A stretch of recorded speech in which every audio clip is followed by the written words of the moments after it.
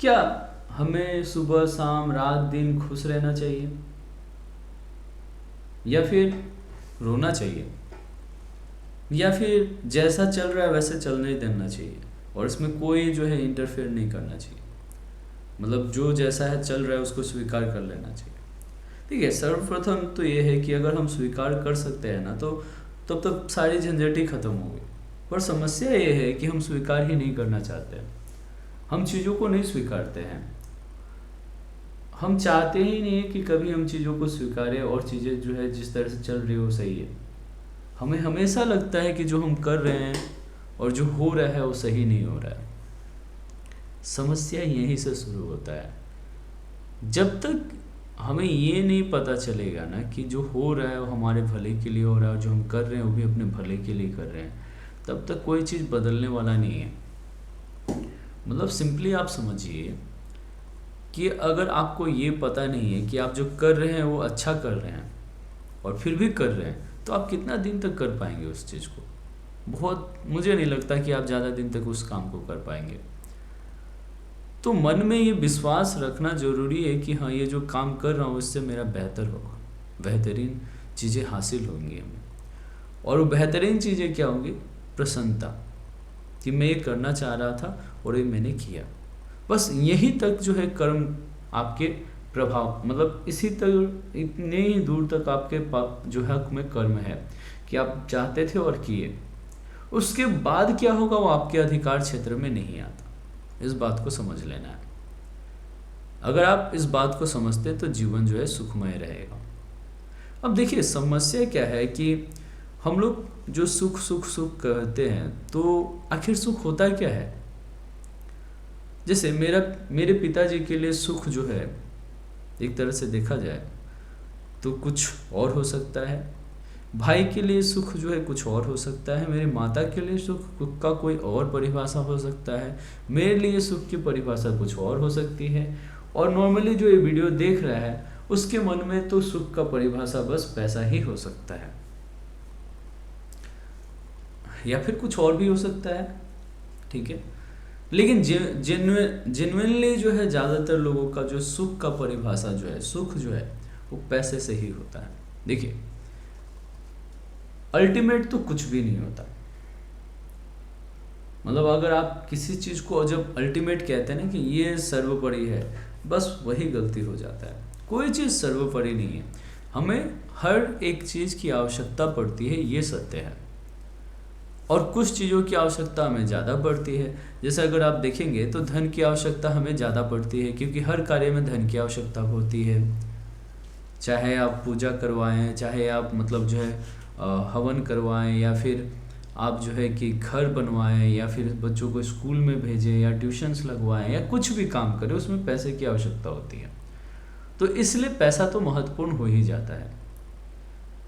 पर आप देखिएगा तो अगर आप चाहें तो अपने बच्चों को स्वयं पढ़ा सकते हैं। अगर आप चाहें तो बच्चों को स्कूल नहीं भी अगर डालें और अपने घर पे ही पढ़ाया तो आप उसको बेहतर भी पढ़ा सकते हैं। आप इस चीज़ को समझते हैं। समय देना होता है। और अगर आप चाहें तो कम जो है कि पैसे में भी अपना जीवन जो है बेहतर ढंग से जी सकते हैं। गाँव में चले गए और जो चीज़ें हैं, ज़्यादातर चीज़ों को आप घर अपने मतलब जो है कि खेतों में उगा लिए, अगर आपके पास खेत होता है तो। अगर खेत नहीं है तो आप मेहनत मजदूरी करके भी अपना जीवन जी सकते हैं। मतलब अगर देखा जाए तो कम से कम में भी आप जी सकते हैं, कोई वैसा कुछ सिद्धांत नहीं है। जब तक आपके अंदर लेजिटिमेसी जो है ना नहीं आए चीज़ें, यानी कंपैरिजन नहीं आए, दूसरों के पास क्या है वो जब आप नहीं देखते हैं, तो आप कितने भी पैसे में खुशी खुशी जो है रह के जीवन जी सकते हैं। लेकिन जैसे ही आपके अंदर ये भावनाएं आ जाती है कि सामने वाला जो है कि इतना कमा रहा है, या फिर आपका मामा इतना कमा रहा है, चाचा इतना कमा रहा है, भाई इतना कमा रहा है और आप इतना कम कमा रहे हैं, तो ये दुख का कारण हो सकता है और धीरे धीरे जो है ये बड़ा कारण हो जाता है। पर हम जब शुरू किए थे इस वीडियो को तो हमारा एक लक्ष्य था, और लक्ष्य क्या था कि क्या ये जो दुख है या जो सुख है हमारा, जिसको हम लोग सुख कहते हैं, क्या हमें हमेशा सुखी रहना चाहिए? मतलब क्या हमें हमेशा हैप्पीनेस हमारे चेहरे पे होना चाहिए, या फिर दुख का भाव भी प्रकट होना चाहिए। तो इस पे हम लोग कंटिन्यू करते हैं और सुनिए ध्यान से।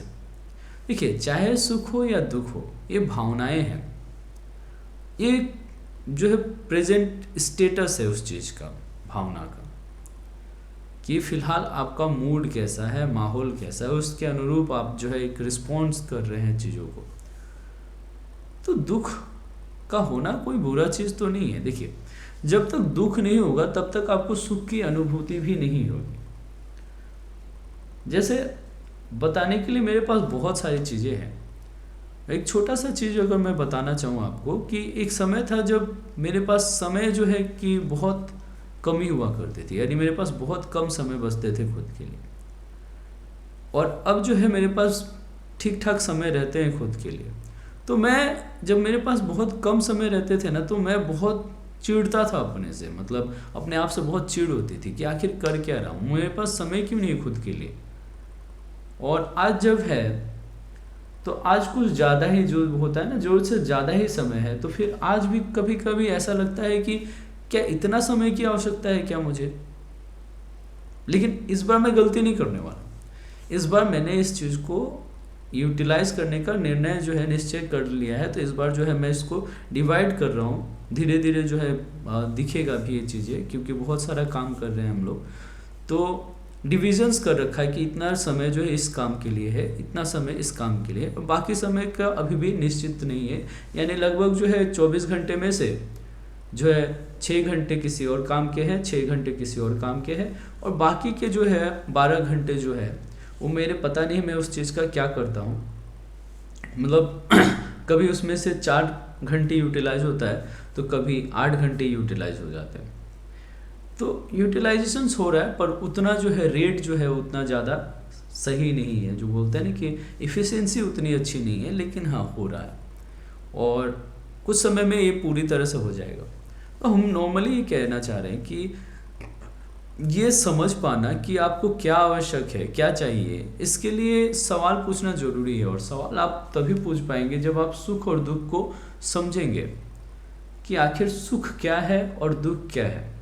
जब तक आपको दुख नहीं होगा तब तक आपको सुख समझ में ही नहीं आएगा कि वो सुखी है। जैसे मान लेते हैं कि एक व्यक्ति है और वो मतलब जो है कि जा रहा था रास्ते से, मतलब बस से जा रहा था, और जो है फिर क्या हुआ कि बस खराब हो जाती है, और उसके जेब में उतने पैसे नहीं है कि वो वापस जो है अपने घर पहुंच पाए, तो वो पैदल जा रहा है।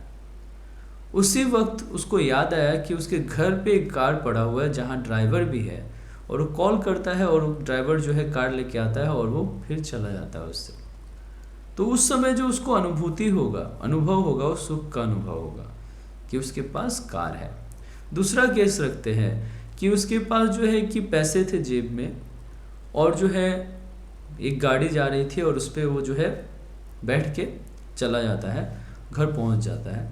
तो यहाँ भी उसको क्या होगा, सुख की अनुभूति होगी, और उसको लगेगा जैसे उसके पास पैसे जो है वो काफ़ी काम के चीज़ आते हैं। फिर क्या होता है कि और एक कंडीशंस लेते हैं।